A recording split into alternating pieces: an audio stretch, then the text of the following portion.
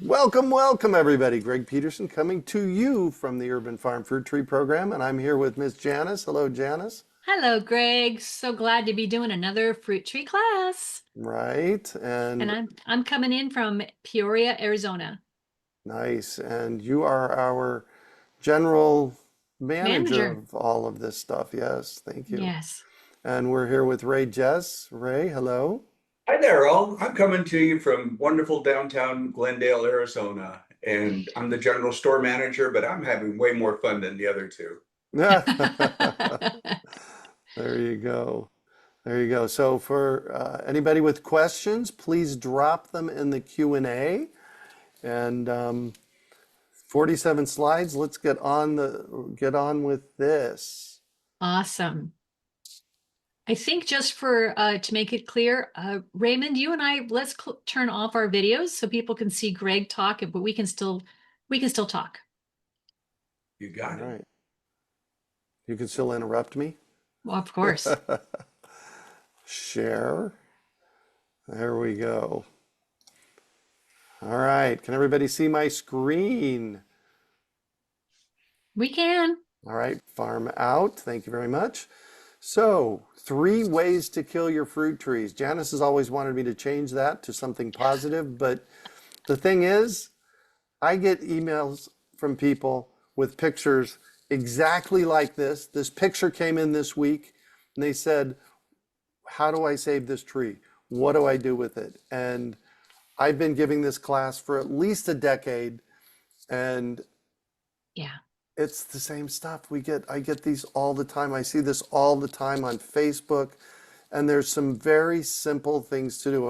And here's the thing, I don't want you to get discouraged with some of these first pictures that I'm going to show. I've got 10 slides that are like, don't do this, don't do this, don't do this. We have a solution for every single one of them. We have a solution for every single one of them. So don't get discouraged, but don't do this. So don't do this to your citrus tree. And yeah, this tree's done. All right. So planting in a hot microclimate. This is a hot microclimate. So is this and this. Gravel, block wall. This fig on the left, I had somebody send me this picture a few years ago, and it is a fig planted on a hill with one drip emitter. And when the drip emitter comes on, the water runs off. There's no basin to catch the water in. And he said, is this savable? And yes, it is savable. You need to put a With basin work. around it and a lot more drip emitters. So don't do this. Hot microclimates this way are out of the picture. Hot microclimates like this are out of the picture. I still get emails from people with both of these situations. The picture on the left, I watched them plant this tree when I was going to Arizona State University. It was probably when I was teaching there in like 2012 or something like that. And I watched them plant the tree, and I just shook my head, and I thought to myself, that tree's not going to make it. And over the course of 6 months, it degraded to this and then died. So don't do this. Don't do this. Planting in pots is really hard in the desert, especially in a hot microclimate up against the block wall. So a microclimate is the different spaces of your yard that are cooler or warmer. And what makes a microclimate warmer is concrete, block walls, and gravel. Or, as you see in this picture on the right, a lot of dirt and just out in the middle of a big yard. The other thing that can happen is they get wind dehydrated. It doesn't take much to get a hot microclimate in a backyard. What we're trying to do is to cultivate a cooler microclimate so that our trees can thrive. Yep, That's the difference. exactly. And we're getting there for sure. All right. Thing number two. So thing number one to kill your trees is planting in a hot microclimate. Thing number two is planting in a lawn. What I've seen happen over and over and over again with planting in a lawn is that the lawn outcompetes the tree. the tree can't get started. Now, can you plant in a lawn? Absolutely, but there's a way to do it. So just be careful planting in a lawn. Take care planting in a lawn, and I'll show you what to do with that in a little while. Here's a gravel and a drip emitter. Actually, I see 2 or 3 drip emitters there. There's so many things wrong with this. First of all, it needs a basin around it. Secondly, it needs enough drip emitters to flood the basin once every 8 to 10 days with 4 to 6 inches depth of water at least. The green strap on the trunk will strangle the tree. So using, and this one happens to be about drip irrigation. Using drip irrigation incorrectly is the third way that I've seen people do in their trees. We'll talk about that in planting, watering, and fertilizing. Hey, this is too hot. They planted, this happened to be an avocado, interestingly enough. Oh, Exactly. And avocados hate the heat, and it didn't last very long. It's just, you know, again, there is woody mulch, a basin around it, but the block wall and no shade, it just did that tree in. Again, just too hot. So too many block walls, not enough mulch and shade. Oh, and this one. Email from somebody a few years ago. Can this tree make it? Well, first of all that green growth is the rootstock coming up from the base of the tree. you mean that stick in the middle is what's left of the original tree? Yeah, and it didn't come out. Ugh. It's the rootstock that came out, and here's the solution to all of these. It's my 6-6 rule. I'm going to cover it in a little while, a little bit. I'm going to cover it in depth in next week's class, planting, watering, and fertilizing. But having a foot diameter basin is just not enough in this hot microclimate. 6 to 8 foot basin with woody mulch in it in this space would probably have saved the tree. Oh, and I love this one. This was 2 separate pictures that I got from people a few years ago. And you'll take note that the Bermuda grass doesn't even want to grow up on the berm. And we practically can't kill Bermuda grass. So what I would have done with this one is I would have moved it 3 feet off of the wall so that it moved the trees away from the wall and down to where it can actually get some water, where the water's not running off.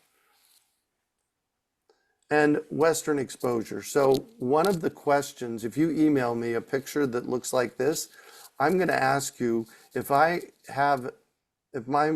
back is against this wall on the right, what direction am I looking? And I did this with a garden consult with some people a few years ago, and they sent me this picture and they said, nothing ever grows in this garden bed. The first question I asked them was, if my back is against that wall, what direction am I looking? And they said west. This gets full-on sun from noon until sundown every day in a raised garden bed. Things were cooking in this bed. I had a guy buy 6 trees from me. This had to have been about a decade ago. He bought 6 trees from me, planted them, called me 6 months later. So he planted them in January, called me 6 months later, and he was mad. And all of his trees had died. And that's significantly unusual. We have a guarantee, which I'm going to talk to you about in a little while. And usually when there's a problematic tree, it's one tree, not all 6. So I started quizzing him, and it turns out he was planted it in a raised bed like this with a western exposure. And I said to him, does anything live in that bed? He said, no. There you go. So what I probably would have done, what I told these people was I would take the garden bed out, make it pool decking, because it's just such a hot microclimate. I don't know that there's much that you could do with that space that would actually grow things. Let's see, where's my arrow? There we go. No string trimmers. This person texted me this picture a few years ago and said, is this tree alive? No, this tree's not alive. They took a string trimmer to it. And so keep the string trimmers away. Part of the solution, my 6.6 solution in the lawn, which I'm going to show you in a little while, fixes this. So you don't even have a string trimmer close to the base of the tree. And then there's this guy. I've done everything per your instructions, and I still got this. What's up with it? Well, this was my tree about 6-7 years ago, and it just didn't thrive. Sometimes the trees just don't thrive. But the thing is, we've got your back. We're here. I do this full time. Snap a picture of any of your fruit trees that are having problems and send it to me and say, Greg, help me. What can I do with this? That's what I'm here for. So it even happens to the best of us.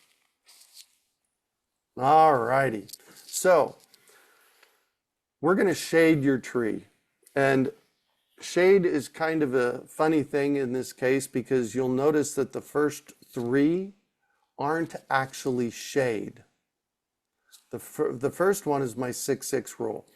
That's a 6-foot diameter basin with 6 inches of woody mulch. At least. Hotter microclimates, you could go 8 foot and 8 inches.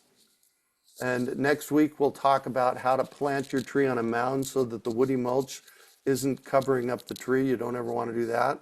But shading the soil around the base of the tree with woody mulch rather than gravel or grass is your number 1.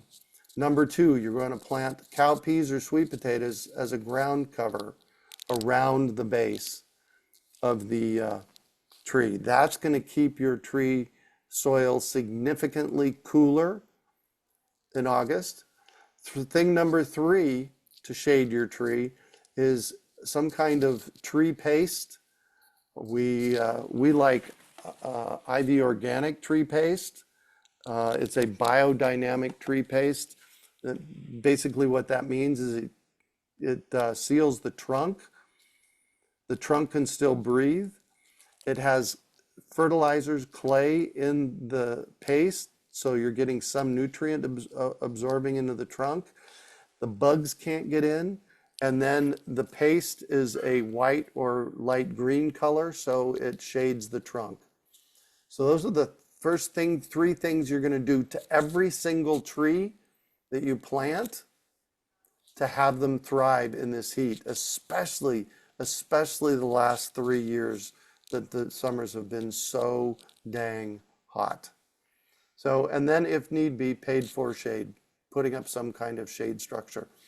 But I would say in 90% of the situations, the number 1, 2, and 3 are going to make all the shade that you need. All right, so what is the solution? Properly plant and understand soil. Don't skimp on the soil and nutrients. I say this often. You are going to spend as much on your fruit tree as you are on supplements and soils and fertilizers the first year. So just know that. That's what it takes to keep these trees alive and thriving in the desert heat. You're going to plant your tree at the correct depth. You're going to add lots and lots and lots and lots and lots of woody mulch. And you're going to get the tool and water correctly. The tool is at least a moisture meter, if not a soil probe. We're going to talk in depth about watering next week. And you're going to plant the ground cover. We already talked about that. All right. Building healthy soil starts with dirt. What we have in the desert is hard pan dirt or sandy dirt or clay. One component of healthy soil is dirt. If you plant your trees in this dirt, and I just had somebody ask me the other day, they said, well, I've had people tell me that we need to plant in desert soil so that the plants, when they hit the desert dirt, they actually can make their way through it. And I just shake my head. We need to give our trees a limb up And we do that by supplementing the soil around the base. It starts with the dirt. There's 5 components of healthy soil. If you've hung out with me at all, you know this. Dirt, airspace, water, organic matter, and everything that's alive in the soil. And by adding organic matter, you add airspace, you add a way for water to get in, and you add the soil life. So the fix for broken dirt is to add lots and lots and lots of organic matter. Mulch, planting mix in the hole, that kind of stuff. And you will hear me say that in nauseam because it is so important. I'll tell you, I've had emails this week from people that are showing me pictures with no basin around their tree asking me, why isn't my tree thriving in the desert? I even had one from a lady who had 3 citrus that have been doing well over the past 15, 20 years. And all of a sudden, the last 2 summers, her citrus are suffering. Her citrus are suffering because there was no basin around the base of the tree. They weren't getting fed regularly. And the water just couldn't get to the roots. It was just too hot because of the heat. Airspace and water. Without airspace and water, the water can't get in and the roots can't grow. One of the things that I say that kind of freaks people out is let your weeds grow. Weeds are pioneer species. They do the heavy duty digging. And what I do with the weeds in my garden and weeds in my yard is I cut them off about 2 inches below the soil. And then that weed root becomes compost in the soil. When it composts down, it puts organic matter in the soil. It creates airspace as it breaks down, and it creates a way for water to get in. This is nature in action, guys. This is permaculture at its best. Organic matter. What is organic matter for your garden? So here is one rendition of my 6-6 basin on the right. That's a perfect use for wood chips. You put the wood chips on top. Wood chips are a topper for your basins. And what you see in the middle picture, that's woody mulch or wood chips. If you take a handful of some soil and you see more sticks and branches and leaves in it, it's not broken down enough, it's woody mulch. And then compost or planting mixes on the left. And we use the stuff on the left to plant our trees with, and the woody mulch goes in the basin on top of the ground. And then there's everything that's alive in the soil. This happens to be a slide from Elaine Ingham's class, I believe, on the soil food web.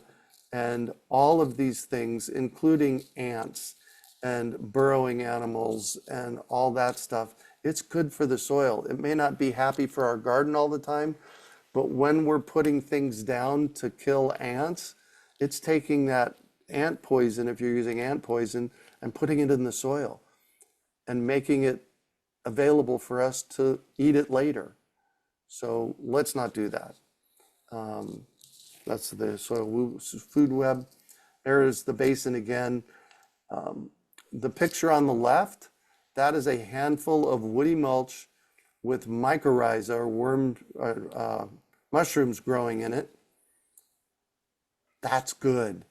I get this question a lot. People email me or call me and say, hey, Greg, I have mushrooms growing in my yard. How do I kill them? If you have mushrooms growing in your yard, you're doing something right. So you don't want to kill them. Plus, mushrooms are only the fruit of the mushroom tree.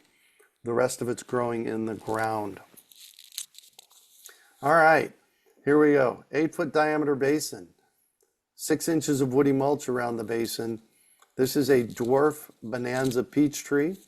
This peach tree was planted per our directions about 4 years ago from bare root.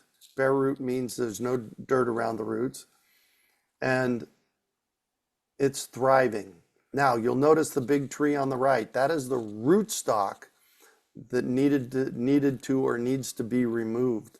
But this tree is from a bare tree 6 months later. This tree is thriving. These people did something absolutely right.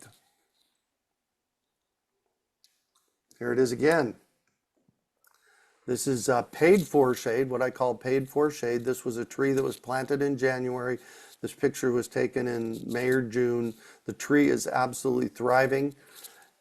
This is what we want to do. It's got the 6-foot diameter basin. It was planted per our suggestions. Now we want to add the tree paste that I talked about and cowpeas or sweet potatoes around the basin.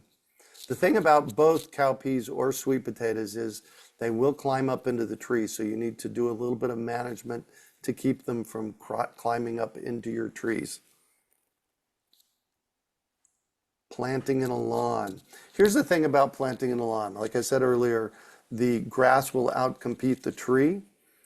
I have a picture of a basin in a lawn here, and I think it's the next slide. But what I did at the urban farm, this was front yard of the urban farm, I actually created a concrete basin around the base of this tree. The concrete basin went down about 10 inches, so the roots still could go down below. And this tree is still thriving in this space. There it is 2 years later with our new puppy Gizmo, who is now 7 years old, almost 8 years old. But this keeps the lawn away and gives the tree an opportunity to thrive. And by the way, the stuff growing in the basin around it, those are sweet cowpeas. Those are the cowpeas. Here's one in a lawn. Oh, I spelled lawn wrong. 6-foot diameter basin, 6 inches of woody mulch. Tree was planted on a mound in the center.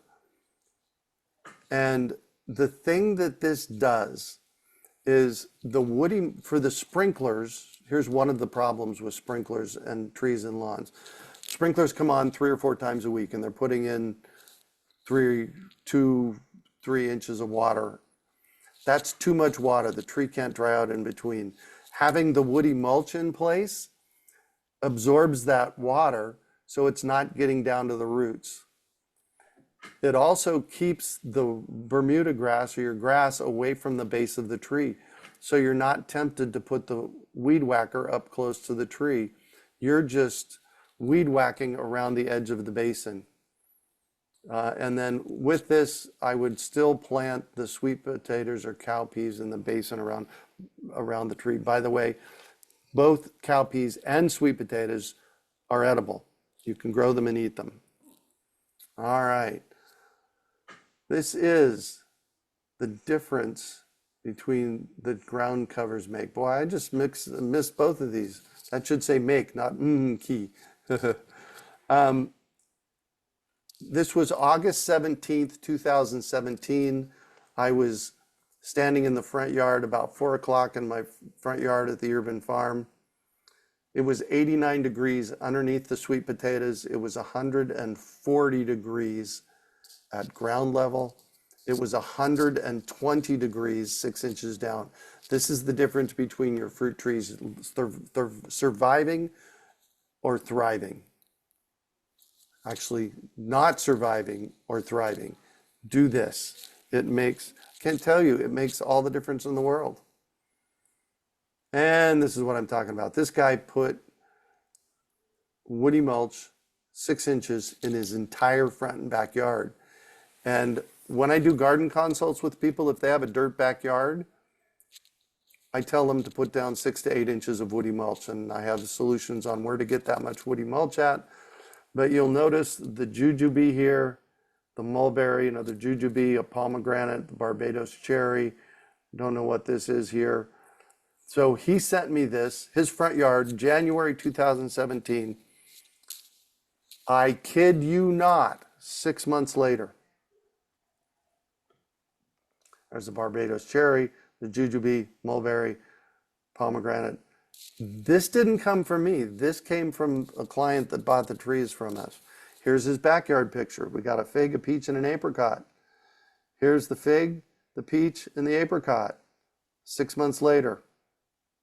This stuff works. Earlier this year, you helped me out with my dying lime tree. I had a conversation with Farmer Rick on the phone. He watched our webcast, drastically altered the ground around the tree, and bought mulch and fertilizer from us. This is the difference that 4 months make. These are his words, not mine. That's the difference that 4 months make. And that's the basin. He did a much bigger basin, but that's probably an 8 or 9 foot basin.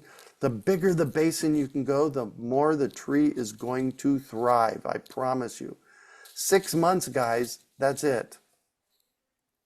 All right, so I'm going to shift on you a little bit. Here's the deal. I absolutely hate it when your trees die. So here's my offer. You plant the trees that you get from us following our directions. 40% native soil, 60% organic mix, planting mix, an urban farm planting kit that includes azomite, mycorrhiza, worm castings. We're going to go in deep with what that looks like next week. You're going to plant the tree at the correct depth. You're going to apply our 6-6 rule. You don't want to skimp with that. You're going to get yourself a moisture meter or a soil probe. We will have more soil probes this year, and use them. Water and fertilize per our directions, and document this process on your phone.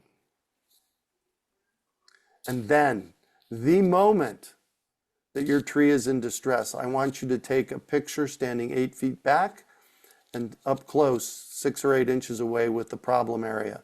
And you're going to send it to me. Our goal is to help you make sure that that tree thrives. And the best time to do that is the moment you see something going wrong with it. That's where I can help you the best. So if you still have no luck, if for some reason your tree still doesn't make it after following our planting process, we are willing on a case-by-case basis to split the cost of a new tree with you the following year. Here's the reason we do this. We break our back. No, that's not a good thing. We bust our butt. That's not a good one either. We work really hard. We work really hard to educate you. We're here for you. Send us emails. Send me a text. We will help you through this process. We will do everything that we can do to make sure that your trees thrive. I'm asking the same from you. You're going to adopt trees from us this year, and do everything that you can. I am here to help. We're here to help. Absolutely. And to take us up on this offer, you need to at least follow our directions and then reach out as soon as there's a problem. There's nothing I can do 6 or 8 months later if you email me and say, hey, my tree died. There's nothing I can do with that. So that's how our guarantee works. What you're getting is 30 plus years of seriously growing fruit trees in the desert. That's me. Janis and Ray have been doing it for 15 or 20 years each. And I planted my first fruit trees in Phoenix in 1975. So I've been growing fruit trees in Phoenix until I left for 47 years. I'm that committed to your success. So please use us. That's what we're here for. All right, here's how our fruit tree program works. Education first, foremost, and free. All of our fruit tree education is free. And we do that on purpose. We want to make sure that you're successful doing this. Then you pre-order your trees. Right now we're in citrus pre-order. In fact, Janis, I'm going to give you a heads up to turn on your audio here. I think we've Yes. extended our bundle and early bird pricing on the citrus. For 2025, because we had such a great turnout over the weekend, Yes. we're going to have to get a second truck. So in order to fill the next truck, we've extended our early bird pricing for citrus for 5 more days All to the right. end till Friday. All right. And I'll put out an email about that in the morning. Yay! Cool. Thank you. So the way our program works is 2 times a year we have a pop-up nursery. The citrus pop-up nursery. It's pop-up nursery is kind of like a Christmas tree lot for fruit trees. We're open for 2 weekends, last weekend of September, first weekend of October for citrus.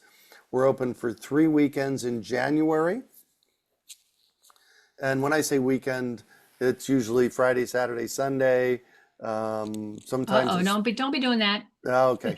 For citrus this year, we're going to be open on the 27th on Saturday the 27th, Sunday the 28th. Okay. And then the following weekend will be open on Friday and Saturday. And I'm trying to get some crew that will be open on Sunday, but definitely Saturday, Sunday, then Friday, Saturday. Cool. Perfect. Thank you, Miss Janice.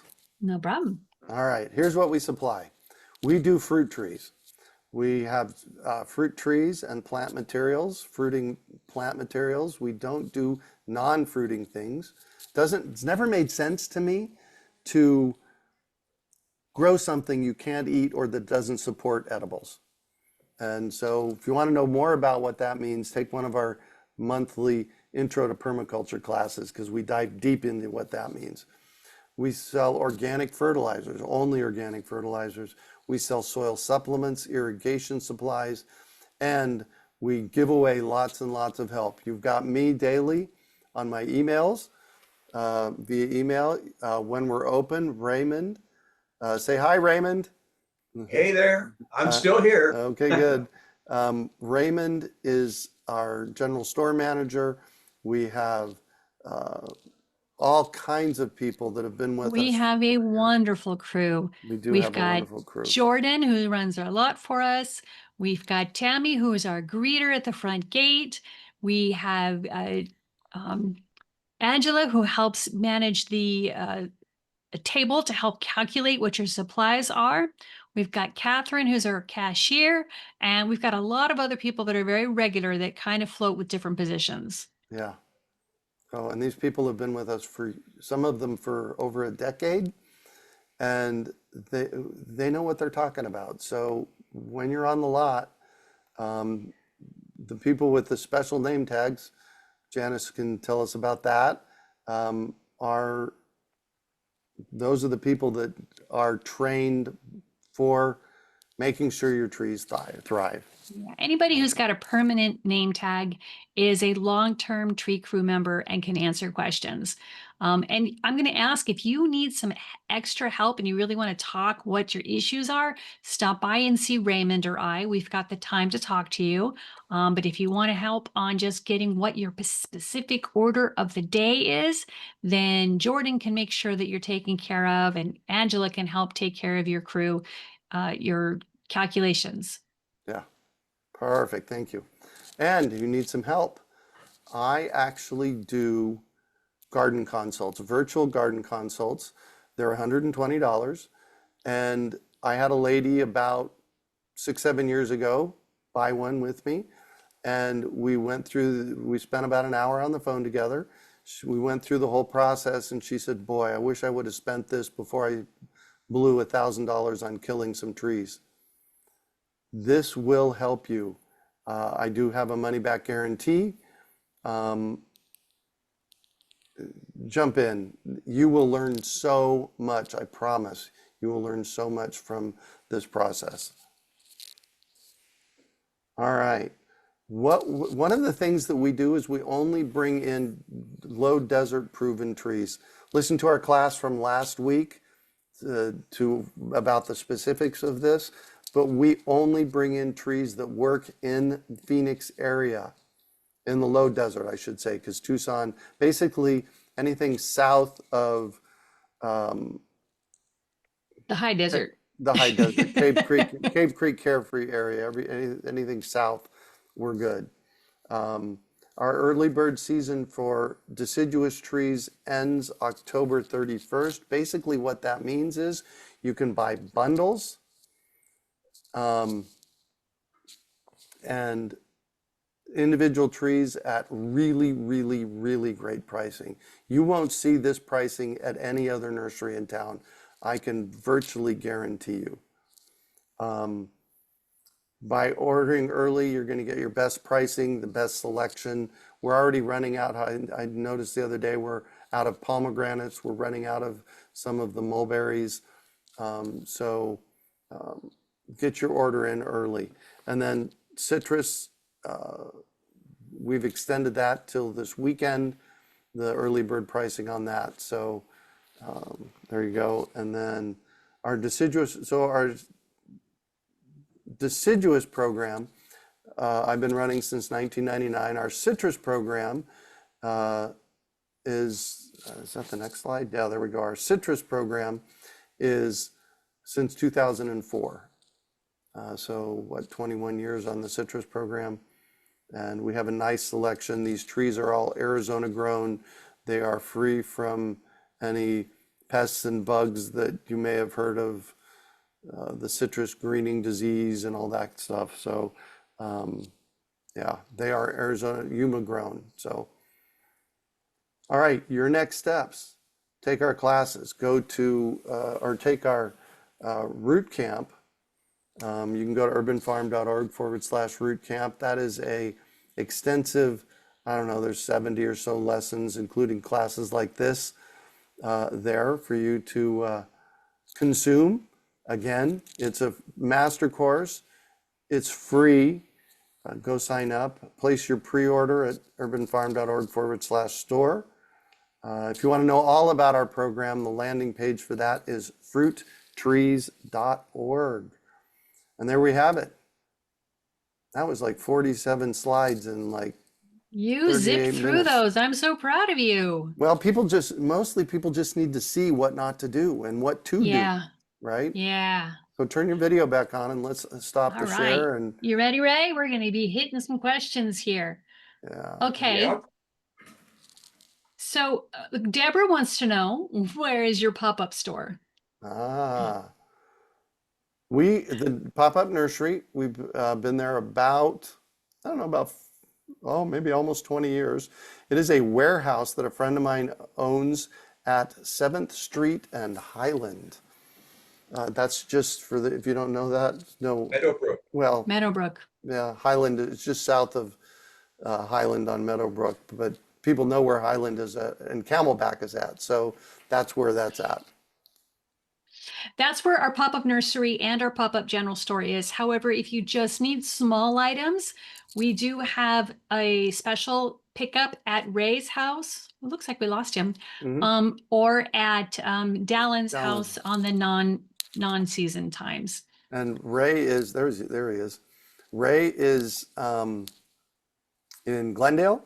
Dallin is in Mesa. So, Right. and yeah. And Keith wants to know, will you be able to sell supplies when we pick up trees? Oh, yes. In fact, Angela will help you if you want to help figuring out what kind of supplies you need, how much you need of each. That's what Angela does there. She does a great job of it. And yeah, we'll have the supplies there on lot, ready for you to purchase when you arrive. In fact, I'm going to say this out loud, and Janis is going to cringe.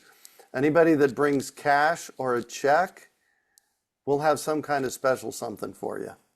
Right. So we're not losing 3 or 4% on credit cards.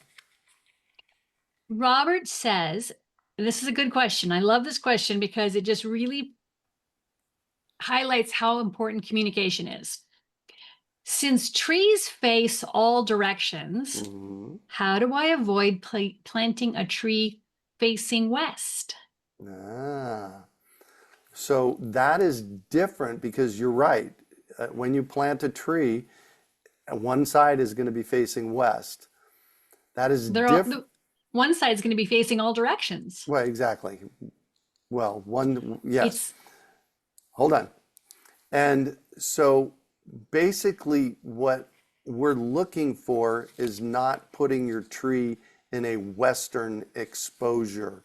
Or if you do put it in a western exposure, I'm going to explain that a little more in a minute. If you do put it in a western exposure, you want to make sure that you're doing everything that you can to mitigate the heat. And a western exposure, remember the block wall a minute ago? I said if it's the block wall's at my back and I'm looking west, that is a western exposure. That means it's getting sun from noon until sundown. Anything to add, Ray?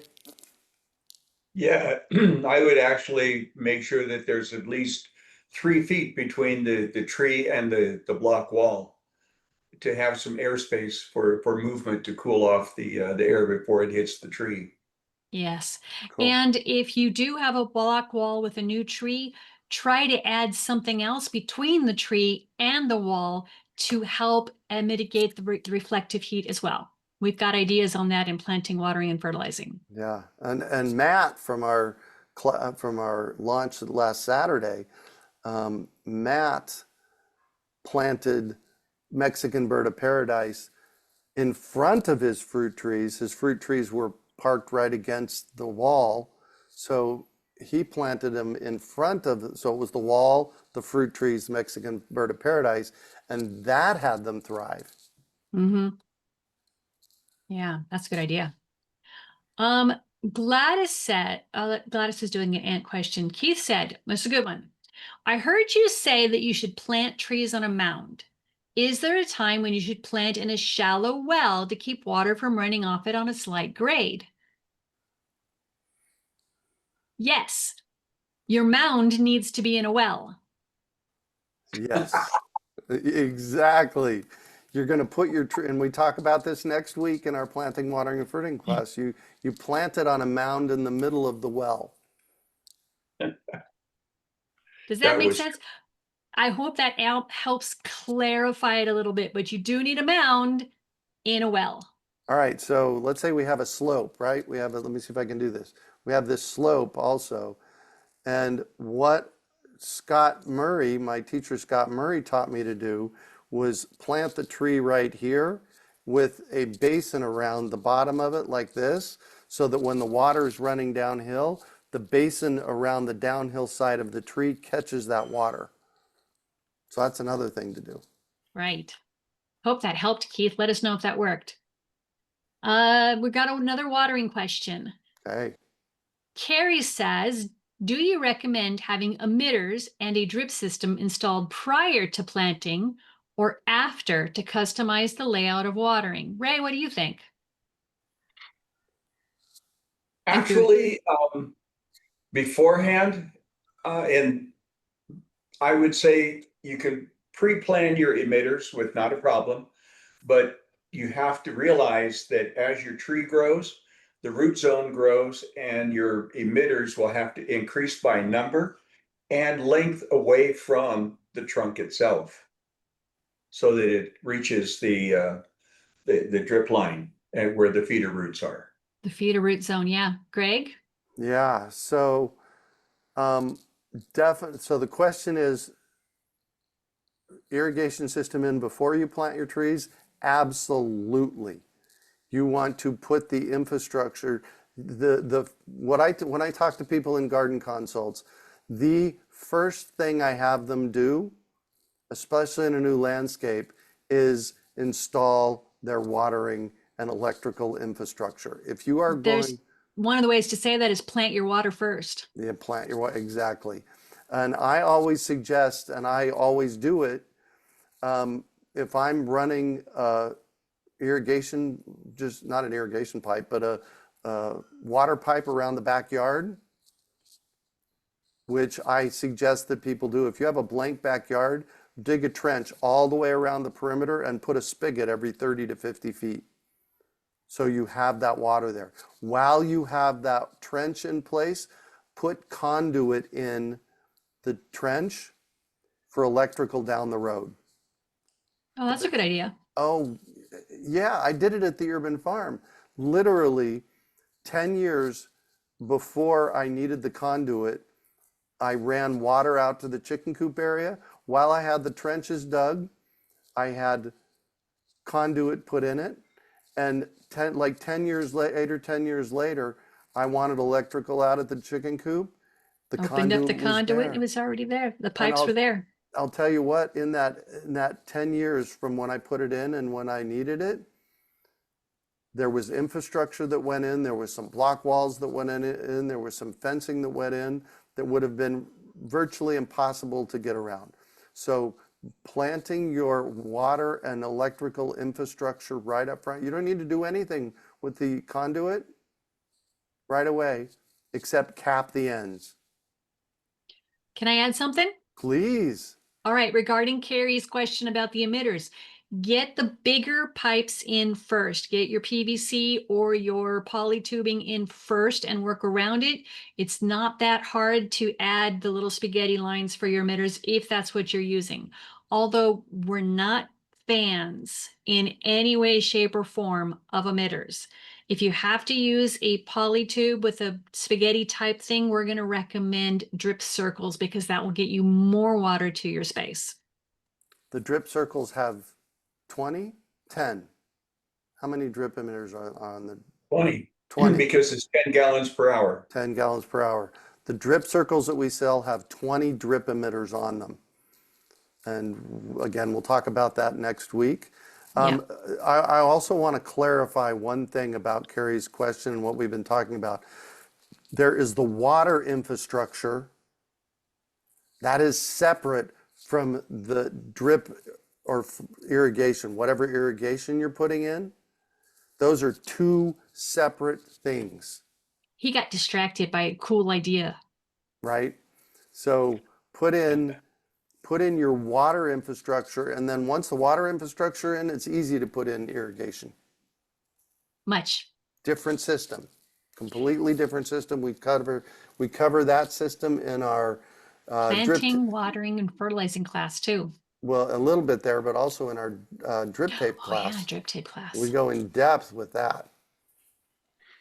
Got more tips, a lot more tips on that. Come join her the class. Kat Karpinen says, I have a king fig tree and the limbs are needing to be secured. How do I do that without strangling it? Yeah, if that's the case, your limbs are too long, it needs to be pruned.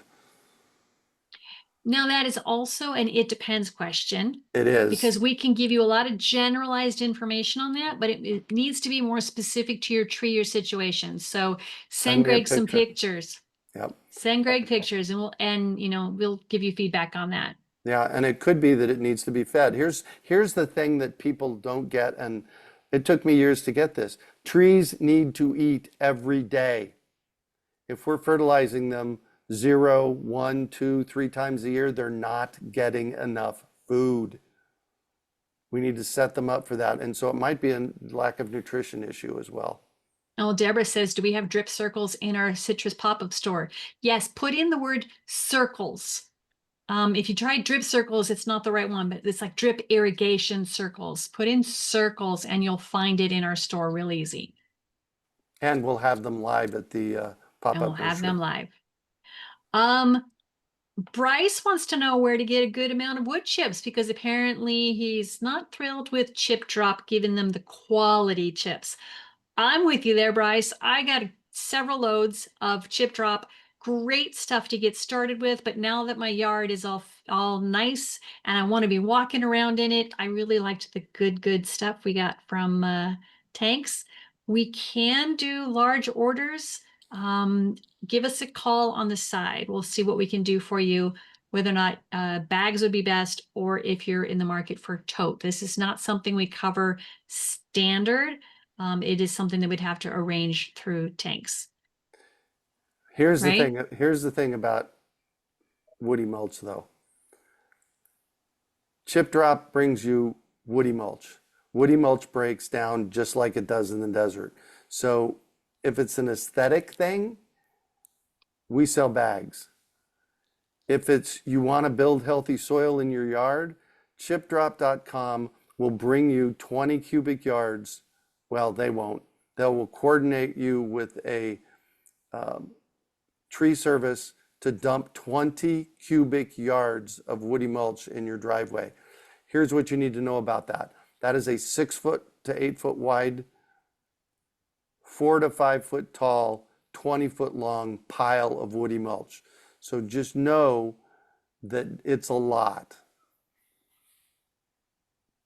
But It's a once you lot. spread it, it's beautiful.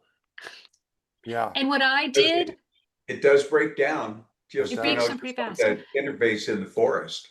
if you're Yeah. trying to do a really big area, get the Chip Drop, put that down first, and then you can cover that with a layer of some nicer woody mulch if you want. Yeah. In the areas that you walk. You don't need it in the areas you don't walk. Jenny says, when you plant a new tree, do you start with the 6 foot diameter well, or do you start with the diameter of the canopy of the tree? Can I say? Yeah, go for it. Whichever's bigger. Oh, that's true. So Depending on your tree, whichever's bigger. at least 6 foot diameter. So if your tree is bigger, it needs something big. If your tree from the tree out is wider than 3 feet, then you need to go wider than that. So you end up having something bigger. So whichever's bigger. Yeah. So yes. So things to do right up front. 6-6 rule. 6 foot diameter basin, 6 inches of woody mulch minimum. I've said that multiple times today. And paint your trunk when you Which- plant your tree. Now, we will be bringing in trees, the citrus trees, and we are going to be using another Ivy Organics product, whitewash. It is not tree paste. It is whitewash. We are going to mix this into a light dose for the leaves themselves in a foliar spray. This is going to be the initial leaf treatment.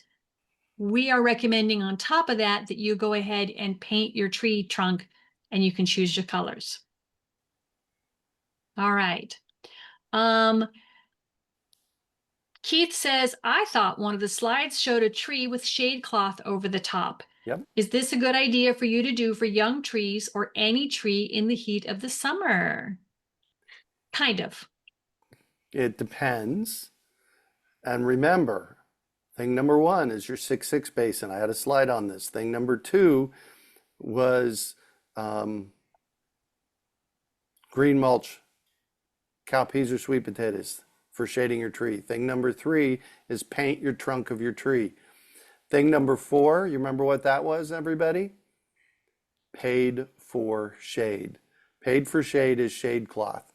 Now, don't put shade cloth on the top on all 4 sides of your tree. I killed a tree like that once.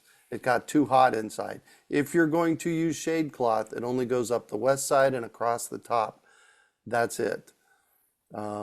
It's very important to allow the tree space to breathe. Now, I did cloth covering on one of my trees, and the shade cloth was touching the tree, and it overheated very quickly. There wasn't enough space to allow the cooling to be able to allow the protection. The heat went right through. If the shade cloth is touching the tree, you risk the transfer of heat going right through. So not on the tree. But if you have a shade cloth that's up, you want to be able to allow the ventilation to take some of that heat out. Perfect. TJ, where are you at? TJ says, I tried to use chip drop. No one would drop in his yard because it's too narrow. Any other options? Well, you can have them dump it in the street, but That's what I did. where are you at? Yeah. What part of Arizona are you at in? I did see Lupe wants to know if we ship to California. We ship some of our small supplements to California. We do not ship trees. You have to come to our warehouse and pick up the trees. Deborah says, Go ahead. No, please. Deborah says, can you use the foliar spray if the citrus already has fruit on it? Raymond? Absolutely. Just make sure that you don't spray within 3 days of harvesting the fruit. Now Be sure to wash it and you're and we good to have go. different foliar sprays that we're talking about. If you're talking about using like Essence or Soul, then you can use that all year round. Keep it away from the flowers. Yes. And if you're using the whitewash that we're going to be putting on the fruit, you're going to want to wash it because it's got clay. You don't want that on your fruit. So different sprays. Go ahead. And I'm sorry, the whitewash does not come off very easily except for soap and water. I mean, it comes off in soap and water. It doesn't come off for just your rain. Okay. Don has several questions here, several great questions. What time of the year is to plant cowpeas or sweet potatoes? March. And here's what you have to do. You have to do a little divot, plant the cowpea or sweet potato in the divot with some planting mix and water it every day or two until it sprouts. Once it's a week or so old, then it's on the same watering system as your fruit trees, which is really important. Don also wants to know how soon after tree pickup do I need to have the tree in the ground? It depends. What are we doing for citrus? For the tree paste? No, for planting. For planting. What are we doing for planting, Raymond? Well, basically, they're already in a container, so they can stay there for, a little while, as long as they're not in direct sun, because that would overheat the roots and kill the tree. But as quickly as possible, try to get it in the ground as soon as you can. Except with the citrus, you want to wait. You're going to be picking up the last weekend of September, first weekend of October. We suggest that you wait till the end of October to plant when it cools down. Just make sure you're ready for that. If you can't keep the pot cool, then it's going to be better to get it in the ground.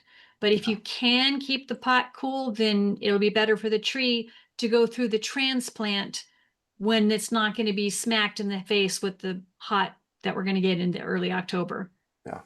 And the potted citrus need to be watered pretty much every day. Every day or every other day. Every other day, yeah. Now, and I said, Don, I said it depends. The deciduous trees, the trees that you're going to pick up in January, we want those in the ground the day you pick them up or the day after. No more than Let roots 24. dry. No more than 24 hours after you pick them up. They need to go in the ground. The question on the table here was from Dulcie, the name of the mulch place?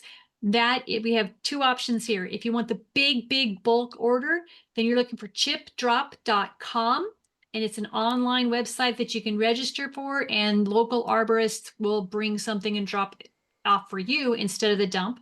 The other thing is, if you're local and you want mulch, we carry Tanks mulch. It is a beautiful, organic, non-treated, beautiful, consistent shape. It's very aesthetically pleasing, which we would absolutely recommend rather than sending you to a big box store and get any of that painted stuff.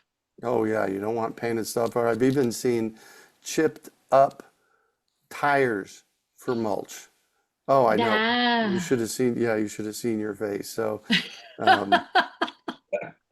yeah, and painted mulch is a no-no. We want just No. straight wood chips. Don wants to know what's the pros and cons of the white IV paste versus the green IV paste.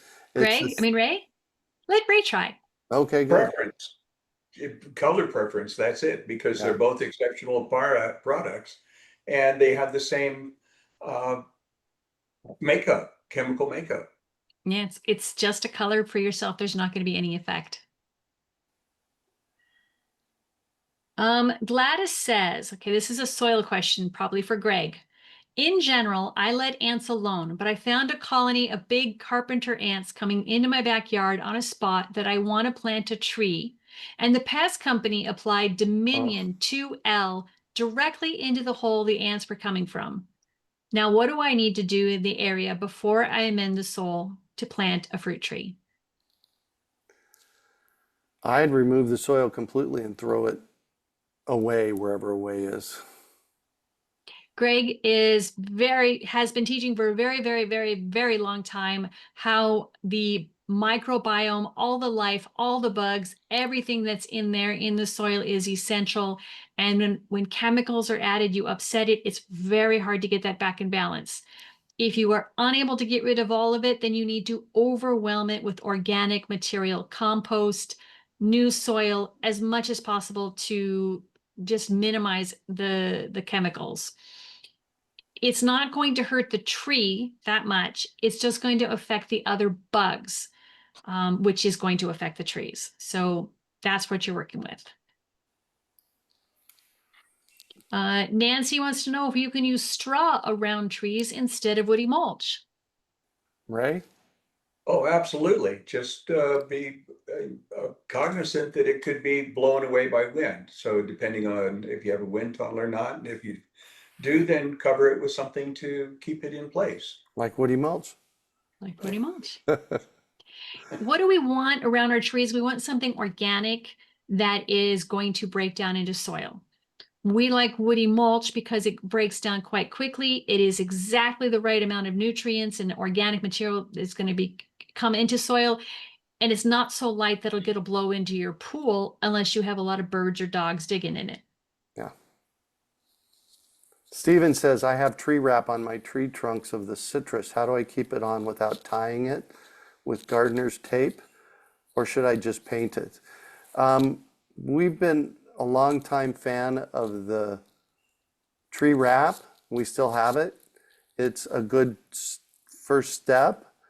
And we've recently, in the past couple of years, have been looking at biodynamic tree paste, and this IV Organics product came up. It's just so much better. And it goes a very, very long way. Oh my Janis, gosh. Janis, this is a small can. This is definitely a small can, but you tell I'll tell. us. Go. I visited my sister, and she had 6 citrus plants, citrus trees that were of age, but she lived in California, so she could have them in pots. She had them in pots, and then what happened was I grabbed this out, and I literally put about a tablespoon and maybe close to 2, not quite 2 tablespoons, about a tablespoon and a half, and a little bit of the oil, mixed it up with some water, and got all those trees done. It had some to go to spare. So it went a long way. It went a long way. Liam says, any desert-friendly plants other than sweet potatoes or cowpeas? That's a Janice question if I ever saw it.